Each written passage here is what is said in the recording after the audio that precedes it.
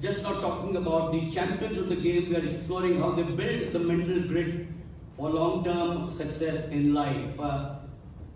And the first of them, of course, you're going to take the seat representing the active modern elite. Her story is nothing short of remarkable. At the age of 16, when COVID-19 pandemic halted the competitive soccer career in Washington State, she picked up a cricket ball for the first time. And then went on to win the 2022, the CWI Under-19 Championship. She made a global debut at the Fairbank Invitational in Hong Kong, taking down top international batters like Laura Woolward, whom I'd been fortunate to see during the World Cup in India. As a pioneering fast bowler and power hitter on the USA women's national team, and the first player of Korean heritage on the national team, she balances the international career cricket with her academic studies. That's something which I've loved to read about, showing us what modern youth dedication looks like. Welcome, Jivana Aras.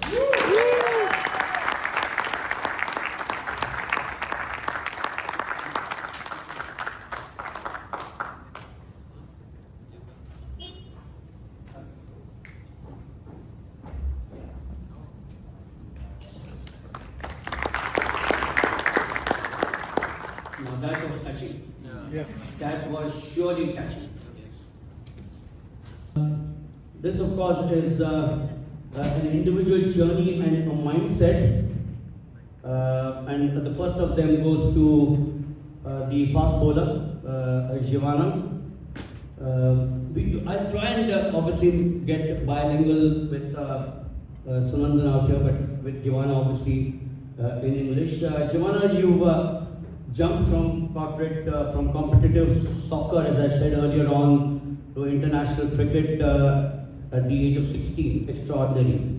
Many young athletes and students in this room, their parents perhaps would adopt different shifts as far as sports are concerned. When you made that leap, what was the biggest mental barrier you had to break, and how did you build confidence so quickly against world-class players who had been playing since childhood? Well, I don't think I have much of a mental barrier to cross, just because I came from such a competitive environment. Besides playing soccer, I also grew up with two older brothers. They're much older than me, so in our household it was very competitive. So I played soccer for about 14 years, 12 years before I started playing cricket, and I did competitive art, I did karate, and I also did track. So my entire sports background really helped transition into cricket. I think the hardest part was me being coordinated enough to learn how to bowl. It wasn't actually the mental part. I think learning the physical steps was way harder for me. But I would say I took everything very slow. I took everything one step at a time. I learned how to run into my bowling action and what the load of my bowling action is, so it was just a one step at a time thing. And for me personally, I know a lot of people do it differently.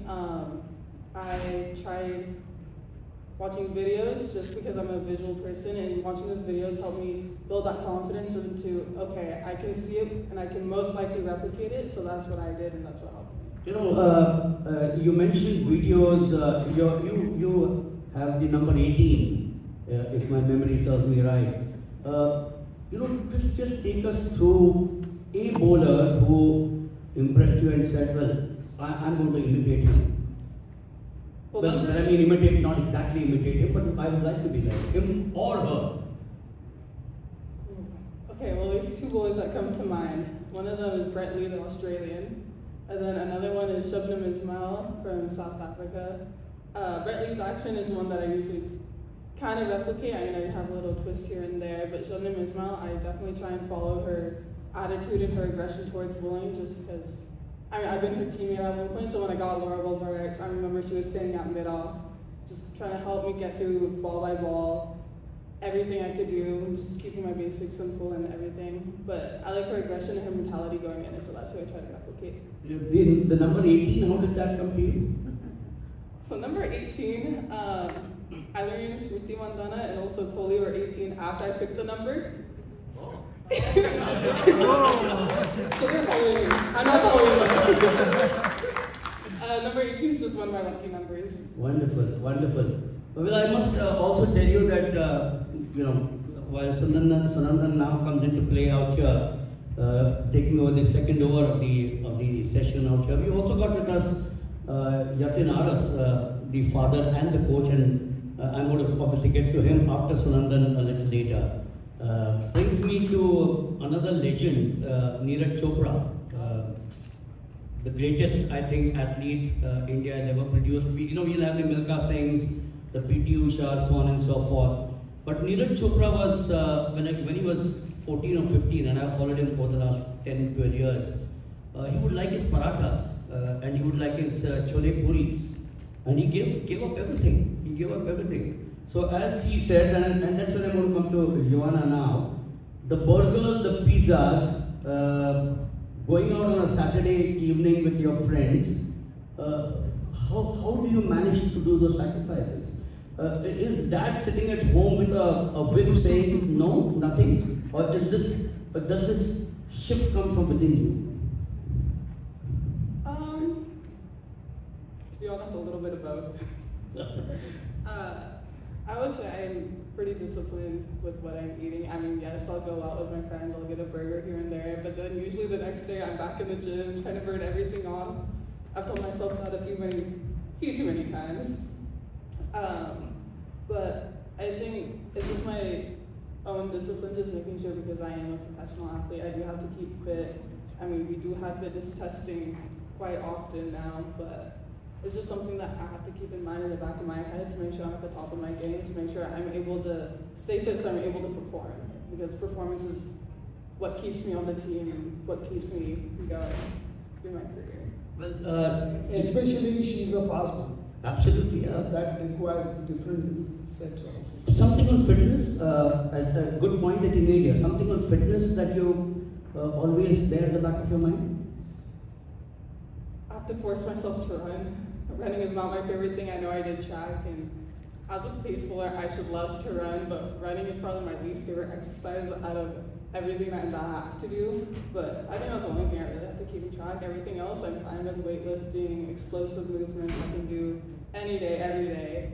But that's the only thing that I really have to focus on and make sure that I continue to do. Because as a pace bowler, you have to be able to run it fast, you have to be able to take the load on your legs and your body, and if you're not doing that, then you're going to get injured. And I have gone through those consequences of getting injured because I didn't do what I needed to do. Wonderful. Sacrifices is the word out here. Yatin, if I can get you in, I've been a great fan of the US system. Athletics and swimming, these are my two other sports. My question to you is obviously not deviating from cricket that we are talking about out here. The United States, 2,000 medals since 1896. I think the second most is USSR, way behind. In swimming, 600 medals, the United States. The next, I think, is 200 odd, some other country. How difficult was that decision to say, you're now not at soccer, but I want you to be at track and field and or swimming? Because that's where the fame in the US is. So both of my boys, I have two older sons, and both of them did track. I was actually a track and field coach here locally for Cascade Striders and Speed Unlimited. And both of the boys went for USATF Nationals. And track was a part of what we did during that time. She was young, she would tag along. But when it came to where she could start running, she didn't really enjoy track as much. And then my second son switched from track to soccer. Some people just like team sports more, and so she enjoyed soccer, so did my second son. And so it's a personal thing, what the kids really enjoy doing. It's not just what we or what the parents like, but what do the kids really enjoy. And so she shifted to soccer, and that became her thing for the longest time. So COVID put a kibosh on that That's where she picked up cricket, and she did really well. So, and then she started enjoying playing cricket. Enjoyed the travel and the camaraderie with all her friends, and so that's the beauty of team sports, is the camaraderie. It's spending a lot of time with your peers, and then she enjoys that. So we kept going with cricket. Swimming was not something I love watching the Olympics, both track and field and swimming, but it's not something we got into as a family, and so. She picked up cricket, she enjoys it, so who's to stop her? Wonderful, wonderful. You, Jivana, that Fairbank Invitational tournament, you found yourself bowling against international batters and under global broadcast. Was that the first time that you was a broadcast for you? Yeah, so fair break, that was 2023. That was the first time bowling to that caliber of batters. I mean, I bowled to the best in the world. I bowled to Susie Bates, Chamari Atapatu, Laura Wolbert, and then Shemaine Campbell. And I mean, if you look in the charts, they're top 10 batters in the world. At the point, Laura Wolbert was number 1 in the charts, and Chamari Atapatu was number 2. So that was just an incredible experience. But earlier in that year, I did end up playing the U19 World Cup, so the inaugural U19 World Cup for the girls. So I've already gone through like something so big. So when I got to Fairbank, I feel like my mind was at ease, just a little bit. Was I nervous? Extremely. I'm there, my very first over that tournament, and I see Chamari Atapatu, and on the non-striker, Susie Bates. Both of them smacked me. I was scared, but I held my nerve for the most part. I did get hit for a few fours, but I feel like I was able to pull myself together. I had some great leaders on my team. They definitely helped me just get through my over. It was a ball-by-ball process. I just had to stick to my basics, stick to what I know, trust my process. I mean, before the game, I go through my game plans. I figure out what I'm going to bowl. So once I do that, I just have to make sure I execute what I said I'm going to do. But the next day, that's when I bowled to Laura Wolbert and Shemaine Campbell. I was way calmer.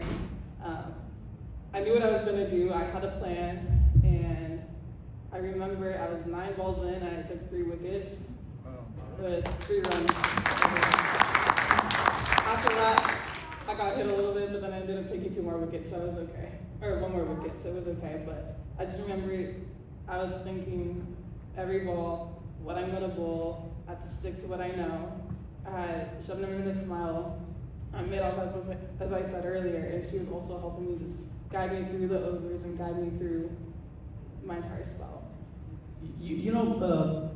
How do you look at overcoming that anxiety? This is one particular match. How do you look at overcoming anxiety and focus more on the execution part? Well, I think everything for me is a beforehand thing. Everything that I do in the game is a reflection of what I've done in my practice. So I know before the game, because I go practice warming up, if I hit that stuff at least 2 times, I know in the first 4 balls, I know it's gonna be a really good day, like an extremely good day. Like I did that in Netherlands, and I ended up getting 3 wickets for 17 runs. But I think it's everything I do beforehand is what prepares me for the game. So whether I'm eating correctly, whether I'm sleeping correctly, if I drank enough water in the morning, if I had my little smoothie that I always have before a game, everything that I do really matters for me. So that smoothie especially, I've learned that I always have to have a smoothie now before games. But it's just the little details that I have to figure out what it is, and I have to make sure that I stick to it during the entire tour. Well, amazing. Absolutely. I think this is something which all of us need to learn from. Here is a young girl who, to me, and even Sunandan perhaps, and everyone out here, had some amazing words, and I'm sure we're all going to go back listening to her. We've had some great words of wisdom since morning from people who've been in the corporate world. Jivana, that this is the one for you. Your dad, Yatin, of course, played an extremely key role in the early formative years as a coach, still continues to do that as a mentor. For the youth and parents and the grandparents here, what made that parent-coach dynamic work so well? How did your family act boundaries so that cricket didn't overwhelm your home life or your academic? Did you ever feel that I did not get what a normal child gets? No comment to that last part. Well, I mean, as I said earlier, or actually I don't know if I mentioned it, well, my dad coached me growing up playing soccer, so he coached my entire team, and then when I did track, he wasn't my coach, but I know he did coach my brother, so I feel like him having had coaching experience and then him also having played cricket before, it was an easy transition. I mean, he's my dad, he knows me really well, I know him really well, like, we're like, as my mom says, we're two peas in a pod. That can go really well or really bad, so who knows how it's gonna be. But I think he's my dad, it's gonna work out, like, he knows me, he knows my style of, that I need in coaching. He knows what I need, what I don't need, what works, what doesn't work, so I think that just, overall, it helps a lot. But, what was the second part of your question? I asked you about being a spoiled child or not getting the best as far as children are concerned. Your advice to the parents and the grandparents here on how they should go about the way you want about. Okay, I'm gonna start with every child is very different, so the needs that your child has might work for them, it might not work for them. I've seen a lot of kids have their parents coach them and somehow it just doesn't work out and then they need to go find a new coach. For my dad and I mean, he's been my coach since I was little, it worked out. But it really depends on your coaching style and what your kid needs. I feel like a lot of people just don't realize that in the moment and sometimes it can hurt the relationship more than improve. But besides that, I feel like it's a very individualized thing and that needs to be noticed very early on, I feel like. Well, thanks. And Jatin, getting to you and before I come back to Sunandan again, we talking of, we spoke of plan A, B and C. And we all know that in the United States in particular, even in India, you're talking of scholarships or you pay $8,000, what's it, $800? $1,000? 80,000, sorry, I wish it was 8,000, because that's what we paid for our son out here. Do you look back and say plan A fails, and this is for everyone out here, do I need to look at plan B or plan C? So look, before I answer that question, I just want to touch on the previous question you had for Jivana. From she's being polite because her dad's sitting here. It was not all roses and strawberries. We had a lot of battles. It was hard to keep boundaries, especially during COVID. Everyone's at home. Where does coach start and where does father start? So it was hard for both of us and for me. And I had to kind of learn from that as well. And I've made my mistakes before this with my older sons. So she was not my first test case. So I'd already learned, but we still had a lot of challenges, and we still do. But you have to overcome that and move on. So and as a father, parents, you've got to be really careful that you don't sabotage that relationship with your daughter, because that's more important than anything else. Wow. So everyone's got to be careful. It's not, there's no one answer. So you got to base it based on your relationship. So to answer your second question, or your real question to me, there's a saying that to develop a player, you've got to develop the whole person first. So the reason I'm saying it is because you asked about, cricket, education. I believe education is important. I believe your relationships with your family, friends, all of that is important for a player to develop as a person. Right, so you've got to keep that in mind. Number two, in terms of plan B, plan C, the way I think everyone should look at this is not, my kid is playing a sport because I want them to be a professional, right? If they're not going to be a professional, if they're not going to play IPL, then what's the point of doing it? I don't think that's the way to look at sports. I think you've got to look at sports Before I'll go with the stats, right? Everyone's in, this is a business conference. According to Ernst & Young study, 94% of US women C-suite executives have had a sports background. Out of which 52% played college sports. Right, so it did make a big difference in how they perceive the resilience you talked about, the work ethics, the coachability, all of those things that you learn when you do sports right helps you in your just skills you require to be successful in life. And even McKinsey, for example, they like to hire student athletes or former student athletes in their sales force. Is because these athletes have learned to deal with success and then failures, or to deal with failures and move on to the next one. So sports does help a lot. So you should not look at sports as, if I don't make IPL, then it's not worth it. It is worth it. So that's how we look at it. Well, thanks. I think this I think would be a takeaway for both Sunandan and me to take back home to India, and perhaps share at this point, which is extremely important, of what Yatin says, because we all learn, and this is, I think, a forum from where I've learned something from everyone out here since this morning.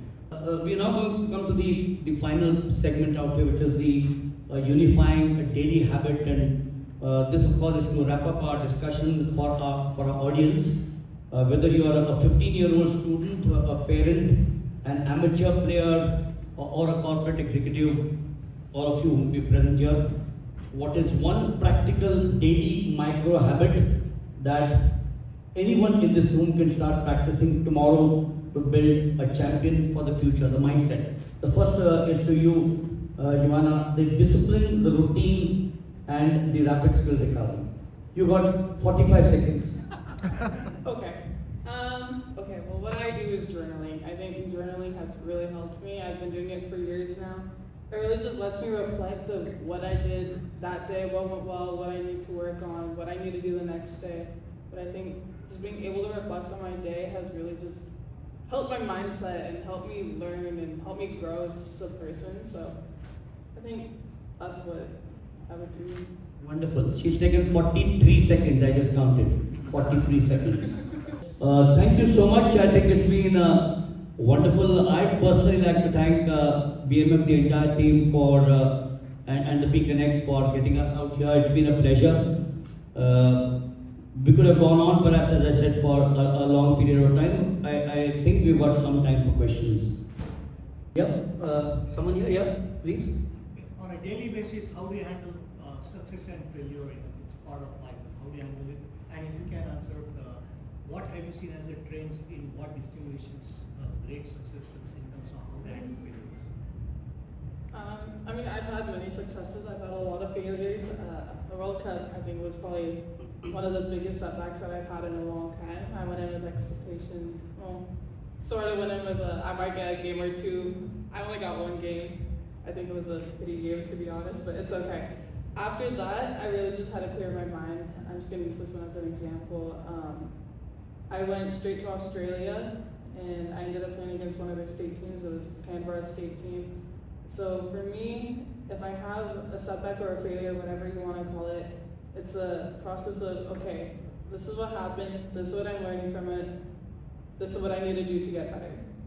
So I try not to hold myself to whatever happened. I just try to keep moving on with whatever's going to come my way, because I can't really change the past. I can only just keep moving forward. The other important thing, which I'm sure Jatin tells her, and she knows herself, shoulders on the head on the shoulders, correction, and my feet on the ground. Yeah, that is what kind. all of you all know. Yeah. Thank you. Thank